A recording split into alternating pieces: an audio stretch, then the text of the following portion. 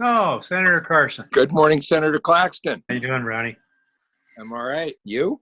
Good, thanks. Hi, everybody, and welcome to Dirigo Network. This week's conversation is with a couple of folks from the EMS world. I've had the pleasure of working with Emergency Medical Services EMS over the years. It's been a very productive relationship and one I'm proud to support in honor of this special week recognizing EMS. So would you like to introduce yourself, Chief Pough? I'm the rescue chief for Harpswell Neck Fire and Rescue. My background is in academic biology. I was a college professor for 45 years, and then we retired to Harpswell because my wife has family here. That doesn't sound like you got there via the firefighter route to where you are now. No, it actually came as a bit of a surprise to me where I am now. Snuck up on you. Senator Carson, Brownie, would you like to introduce yourself? Sure. Good morning. And thank you, Ned and Harvey. I am a volunteer driver, ambulance driver for the Harpswell Neck Fire and Rescue. Really applaud the work that Harvey and all of our volunteer colleagues do. I moved to Harpswell when I retired from the Natural Resources Council of Maine, just about not quite 10 years ago. I live on Firehouse Road, which is right across from the fire station. And I saw the fire chief on the apron outside the fire station one day, stopped, introduced myself, and said, I'd like to get involved. But I think I may be too old to be a firefighter.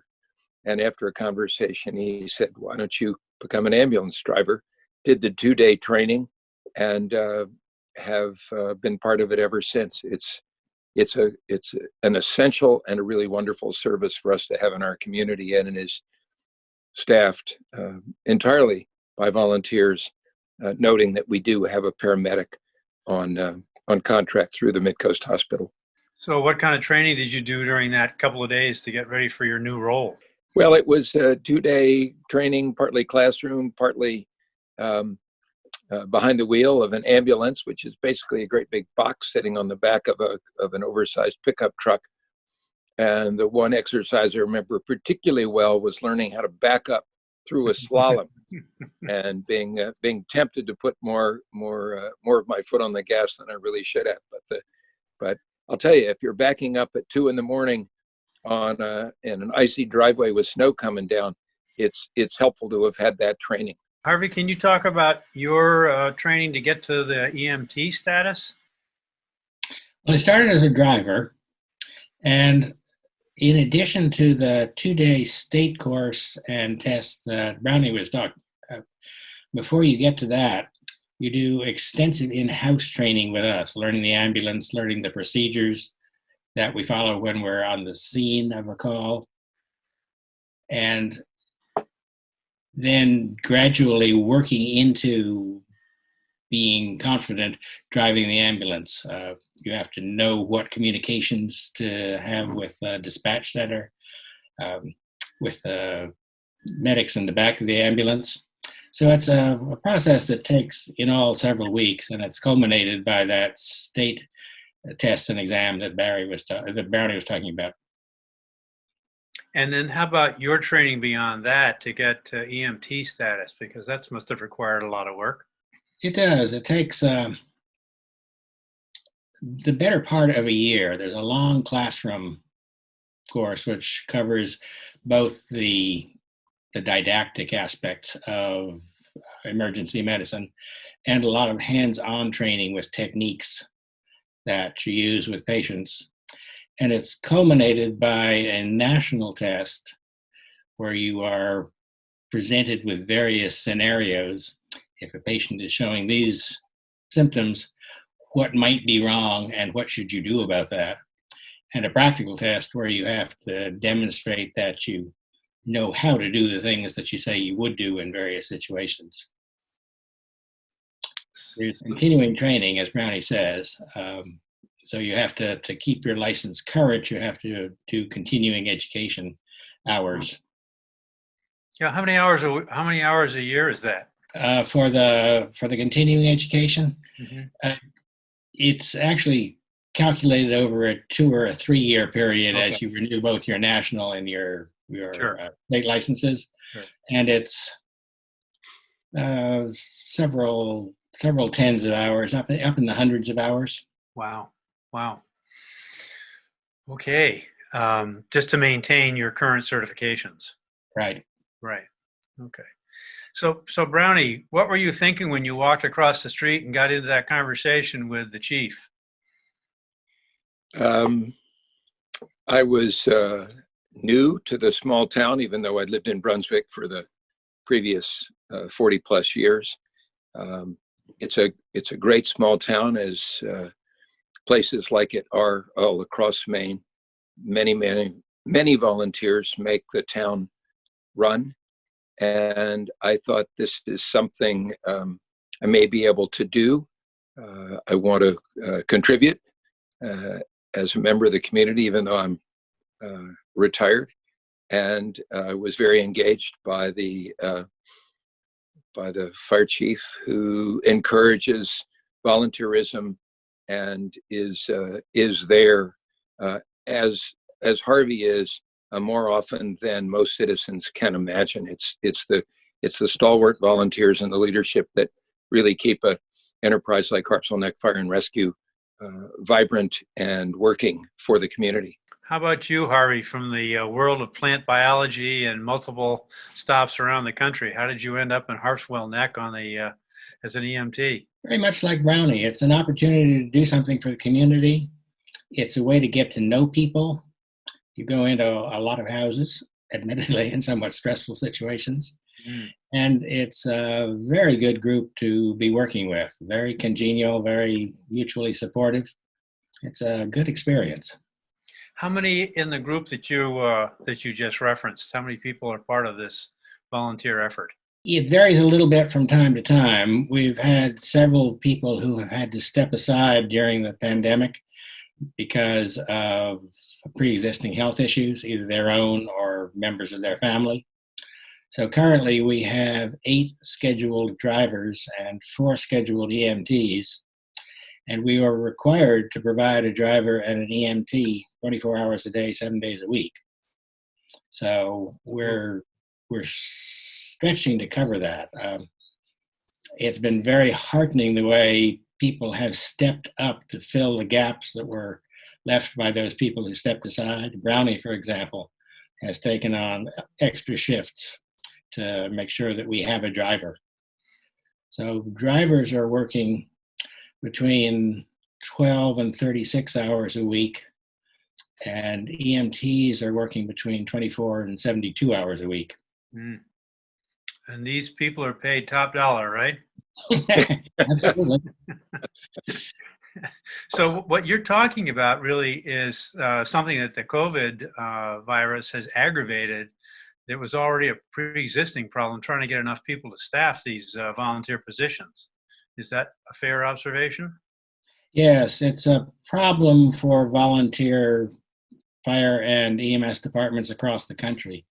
The population of volunteers is aging, and it's difficult to recruit new volunteers, particularly young ones who are working. They have families, they have many demands on their time. So we put a lot of effort into trying to recruit new people to help us out. So that's part of your job as well as part of the chief's job, which is the conversation he had with Brownie, I assume. Yes, indeed. It's something that everybody does. Personal contact is a very effective way of getting people involved. About a quarter of our people come from a single neighborhood in Harpswell, and it's just this mutual relationship that they have. So it's kind of contagious. Yes, it is. In the current context. Right. So there's also a great place to walk, Ned, immediately behind the fire station. It's called Mitchell Field. It's the old Brunswick Naval Air Station tank farm. And when I'm walking there and see an able-bodied person whom I don't recognize, I frequently, the first question will be, do you live in Harpswell? And if they say yes, sometimes the second question is, would you like to volunteer for Harpswell Neck Fire and Rescue? We need drivers. Right. Oh, good. Good. So it's part of your job too. Everybody does it. Yep. I hadn't appreciated that. So tell me about the response time in Harpswell, just to be specific. If somebody calls 911, understanding it's a long spread out community, what's an average response time? We have two responders. As Brownie said, we have a contract with Mid-Coast Hospital to provide a paramedic who is based more or less centrally and goes directly to the scene of the call. The volunteers, the EMT and the driver, have to come from their homes to the station to get the ambulance and respond. So it takes us somewhere in the neighborhood of 10 to 15 minutes to get to the scene of a call, which is reasonably central. And it could be 20 minutes if it's at one of the extremes of the town. As you say, we are a very linear town. Right. And the paramedic might already be there? Paramedic is usually the first one on the scene, yes.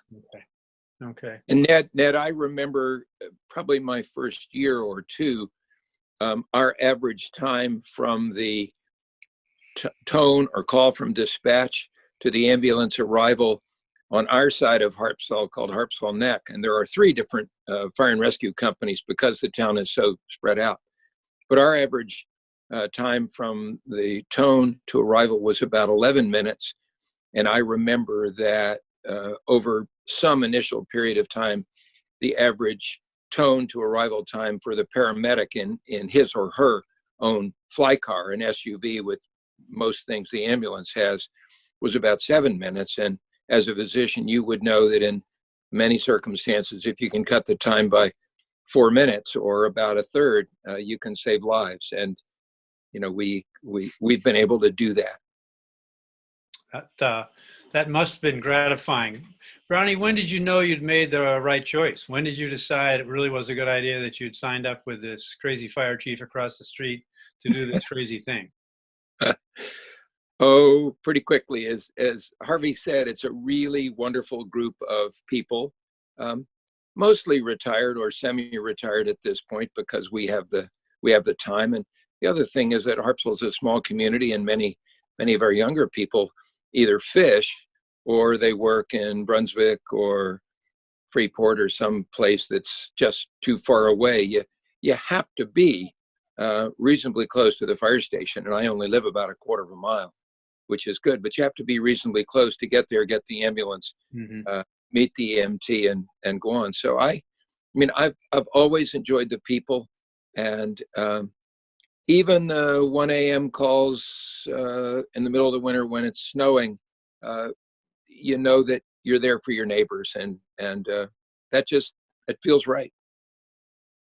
How about for you, Harvey? How long did it take you to feel like you really made the right decision when you decided to commit to driving first? And then how about when you decided to go the EMT route? I enjoyed driving very much. I was a little reluctant to become an EMT because it does take a tremendous investment of time, but we needed them. As Brownie says, it's a really good group to work with, and I enjoy that. So it's not just the work that you were drawn to and the want to help. It was also the camaraderie of a group of people who try and support each other and work together. Yes, we're sort of a pre-selected group because this is something that we all want to do. So we have much in common in terms of personality. So there's no conscripts in the group. They're all volunteers. That makes a difference. So tell me a little about, if you can, Harvey, about what you all are having to do to adapt to the COVID-19 pandemic. That is a continually changing situation, as you know. New manifestations of COVID are appearing, and they are requiring changes in our procedures, both to protect the EMS providers and to provide the support that patients need. One of our big problems is the lack of personal protective equipment, PPE it's called. Yeah. And that's a nationwide problem. But we have volunteers. We have to be sure that the volunteers are comfortable doing what we're asking them to do. We're not going to ask anybody to do something that they're not comfortable with. Mm-hmm. And we have to provide them with the PPE that they feel they need in order to feel comfortable with it. So I spend a considerable amount of time trying to track down either the PPE that we conventionally use, or in some cases we're coming up with substitutes because the conventional stuff simply is not available. So that's been a big change. It's been a change for the volunteers because it's become more stressful. They worry naturally about getting sick themselves or carrying the virus back to their families. We have very good procedures in place to prevent that. It happily turns out that now we have a great deal of information from departments across the country, and if a provider is wearing the full PPE, which consists of eye protection, an N95 mask, gloves, and a gown, the risk of contracting the virus on a call is minimal, is really tiny. So we are well protected, but this depends on having the equipment we need, knowing how to use it, and then making sure that everybody does follow the protocols. So all those folks have to be fitted to the N95. You just can't grab one off the shelf and go. Can't grab one off. No, you have to do a fit test. That is something that we do routinely. Yep. But some of the other stuff is new, and we're just developing a new method of decontaminating the ambulance after a call. And that's taking some trial and training for the volunteers. Of the PPE items that you listed, Harvey, those 4, which ones have required the most time for you to acquire? Gowns, for some reason, are in very short supply across the country. So I have been investigating other things. Some departments have adopted a particular brand and model of rain gear, which has been demonstrated to protect against bloodborne pathogens. And I've also been looking into Tyvek suits, but Tyvek suits, there aren't any. Exactly. Well, they're expensive, but they're just not available. I was talking to one supplier. He thought that one might be available in Texas, but then he called me back and said, no, it wasn't. So we're exploring options. I know a person who runs a boatyard who has some Tyvek suits. And he says, if we run out, he'll give me 5 of his. So it's a problem, and it's a scramble. Which you can use in one call, which you can use in one call. That's it. Yep. They then have to be disposed of. So in addition to having to deal with the issue of trying to staff 24/7 with only 4 of you, you're also spending a fair amount of time trying to wrangle equipment for the rest of the crew. We are, yes. Yeah. Wow. That sounds like a full-time job. And you're down 50% in terms of your staffing for EMTs, right? Yes, basically. And when do you see that changing? Well, it takes time to bring on a new EMT, and one of the side effects of the COVID, of course, is that the training courses have been suspended and the hands-on testing has been suspended. So we have one person who is ready to go for his license. It's not going to be possible to do. Do EMS services or EMS, do they share EMTs at all? Sometimes, yes. In Harpswell, the geography makes it difficult because it would take 20 minutes, half an hour for an EMT from Harpswell Neck to get over to Cundy's Harbor or to Orson Bailey Island, and the same for somebody to come from there. So we back each other up when one of the ambulances is out of service, or if we're on a call. Yeah. 3 times a year, maybe. Second call comes in when our ambulance is already responding and the Orson Bailey Island ambulance comes over. But it's slower. Brownie, how about for you? What have you seen, or what kind of changes have you had to make? Well, I think first and foremost is learning more about and being absolutely serious about how to use and then using the PPE. And serving in the legislature and following with great interest the briefings by Dr. Shah and others at the CDC, doing what I can, mostly advocacy, to make sure that first responders, as well as hospitals and long-term care facilities and so forth, have adequate PPE. This is it's hard to imagine that it is an ongoing problem, but it's PPE, as Harvey said, is still a lot scarcer than it should be. And then we have just recently, for instance, changed the protocol from, we try to send 2 drivers for the purpose of lifting and getting people onto the gurney and lifting them safely and properly in the case of a fall or something of that sort. Usually 2 drivers and an EMT go in the ambulance. For a while, we were doing 2 drivers in the cab, each with masks. And now the protocol is that one driver drives the ambulance, the EMT is in the back, and another driver will take his or her car directly to the scene following the ambulance. It's to minimize the possibility, of course, of transmission. And then the drivers who used to assist getting the patient into the emergency room don't actually go into the hospital anymore. The paramedic, and then if necessary, the EMT does that. We still clean and disinfect the gurney.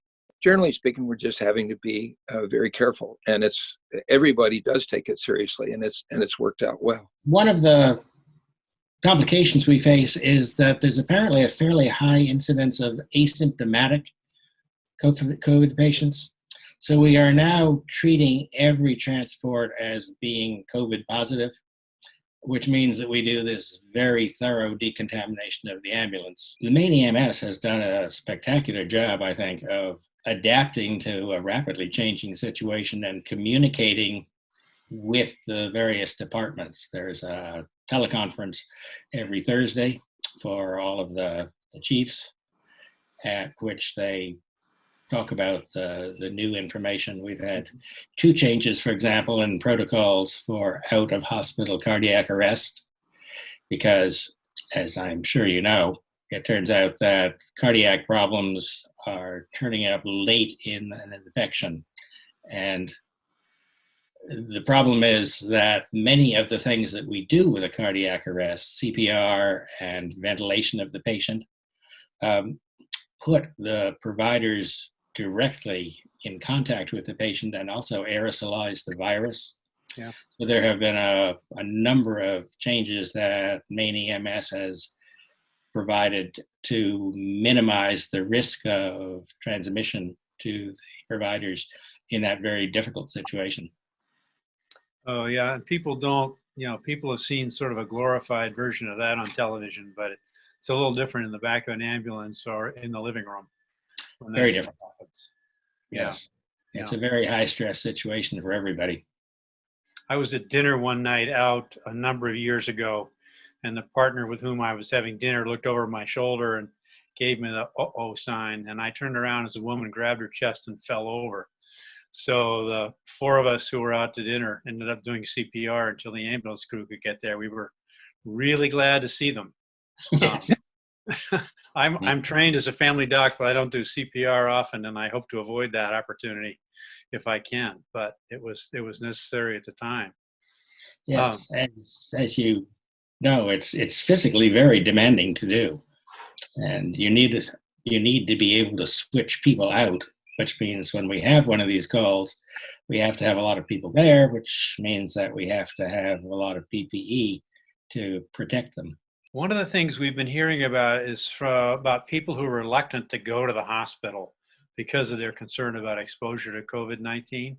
Have you seen any folks who have delayed asking for help? We do encounter people who say they don't want to go, and our call volume is down. And that, of course, is a concern because we are normally responding to minor cardiac problems, minor stroke problems, urinary tract infections, and those people are choosing not to go. So those situations are just getting worse. The Mid-Coast Hospital has observed that their emergency room is getting fewer people, but the people who are coming in are much sicker, and their prognoses are not as favorable as they would be if they had come sooner. So this is a problem. We try to assure people that it really is safe to call 911 and go to the hospital. Our methods of disinfecting the ambulance and protecting patients from us and us from patients are very effective, and the hospital has done a really good job about preventing any transmission of COVID within the hospital. So if there's a message out there, I would really encourage people, if you're sick, call 911. Yeah, that sounds like something maybe we should be trying to figure out ways to do public service announcements on and trying to educate folks. Brownie, is that something you've seen too, the folks who've deferred care or delayed calls? Harvey's right. I obviously don't have the training or background to make that judgment, but the severe distress of some of the patients that we see, it seems might have been addressed or alleviated earlier on. It's certainly not the case with accidents, but it's, I think, as Harvey said, the EMS service and the hospital have both taken great care, and I'm sure this is the case across the state, to make it safe to get the medical care that people need. And I agree, Ned, some public service announcements of some kind would be a good idea to make sure people aren't delaying care and thus harming their own health. And certainly from what I've read, hospitals may be the safest place to be these days because of all of the layers of protection and attention that have been paid to transmission over the last now 2-3 months. Yes, the workers in the emergency department at Mid-Coast Hospital say they feel safer there than they do going to a grocery store. Yeah. And I was up the other day at Home Depot, and a good third to a half of people didn't have masks on, so I didn't stay. But if I went into the emergency room or the hospital, they'd all have masks on. Yeah. They would. And any suspected COVID patient is put into a negative pressure room, which means that air is flowing from the hallway into the room and then is exhausted outside, so that there's no risk of transmission of the COVID. Yeah. They've taken extraordinary precautions, and they've been successful.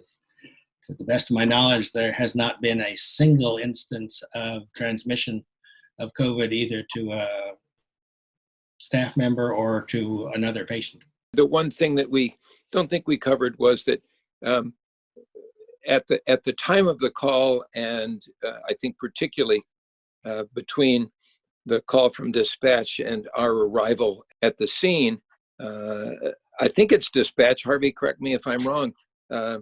Dispatch is going through a list of questions with the patient or the person who called for the patient, so that we know as much about the situation and whether is it somebody who has fallen and broken a rib or gotten a cut on their head, or is it somebody who's having difficulty breathing? So we try to suss out right from the beginning with the help of staff at the dispatch center what is going on, so that we can in advance take all appropriate precautions. It's a very I can imagine people who might be thinking of volunteering saying, oh my gosh, what would I be getting into? But it's a very deliberate, very thoughtful, and very rigorous process in order to protect both the patient and those of us who are responding. And I hope that people will take comfort from that fact. So my two exposures to being inside an ambulance, one involved a biker who wasn't paying attention to me while I was biking, and they ended up breaking my collarbone. And they wouldn't let me drive myself to the hospital, so I had to get an ambulance ride. That was in New Hampshire. The other time I will be forever grateful to my EMS colleagues. I was taking care of a woman who was significantly premature and in active labor, and we had to get her from Lewiston down to Auburn, down to Maine Med, and their ICU down there, the neonatal ICU, as quickly as possible. The bad news was, I think she was 26 weeks and she was actively laboring and we couldn't stop. The thing that made it more challenging was the thick, dense fog. So that kept a lot of recreational vehicles off the highway. But literally the ambulance driver lined up on the center line of the turnpike and took off. And we got there, and I was never so happy to see a hospital on the horizon in my life. It was a really scary time because they're trying to go as fast as they can and still stay on the road. You've probably not had any experience with fog, have you, Brownie? We get it all in Harpswell.